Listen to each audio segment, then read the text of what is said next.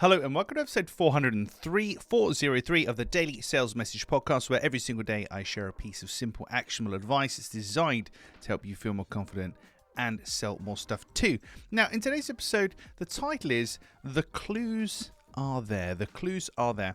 And this is something that is often overlooked when I talk with clients and students, particularly from a clear sales message point of view, understanding what to say to communicate your offering. How do we say something so your buyer understands it?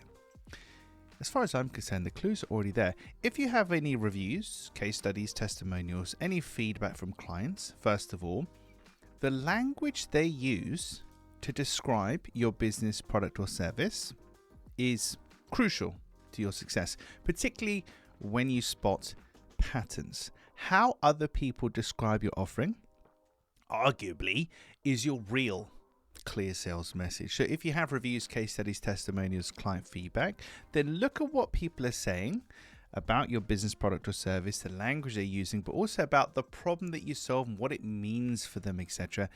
And look for clues, look for patterns, and then adopt that and integrate that into your messaging. Because when you are, quote unquote, speaking the language of your buyer, it's going to be a lot easier for you to connect with new people going forward because you're saying the right things. We're on the right level. We're not talking from the point of view of the company.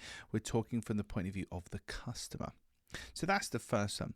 The second one is if you've ever had an email where somebody's referred somebody to you, or they've spoken about you, or maybe it's actually a press article or PR or something like that, where other people, not necessarily customers, talk about your business. So for me, the most common one would be when somebody introduces me to somebody over email. James, meet so-and-so, so-and-so, meet James. This is what James does. And in that description there are lots of clues for me as to my real messaging, my real clear sales message, what they're actually saying about it. So from reviews, case studies, testimonials, to the feedback and the wording of people who aren't actually customers in your business, look for patterns, look for clues, and then seek to integrate that into your messaging, because when you speak the language of your buyer, you magically connect with people, and it's a real nice little cheat code, a little shortcut. Right, that's it for this episode of the podcast. Tomorrow in episode 404, we're going to be talking about tiny habits to sell more. Tiny habits to sell more. There's a couple of teeny habits that you can do on a daily basis that will dramatically improve your performance. They're not sexy, they're not exciting, they're pretty boring, but they do work. So I'll talk about that in tomorrow's episode. In the meantime, if you haven't already, please hit like, subscribe, share, comment, interact with the podcast in any way you can, whether you're watching it or listening to it. It just helps us to reach more people. Thank you for listening or watching all the way to the end.